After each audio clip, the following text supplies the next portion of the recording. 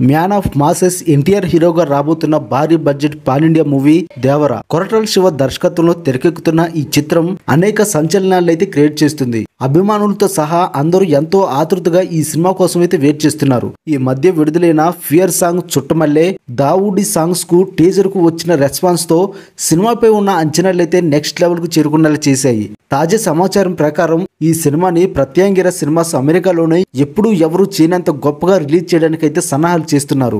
Recent గానే free bookings ను US లో ఓపెన్ చేయగా అక్కడ సెన్సేషన్ క్రియేట్ అవుతుంది. ఇప్పటికే ప్రీసేల్స్ ఊహించిన విధంగా $5 లక్షల ను దాటేయడం విశేషం.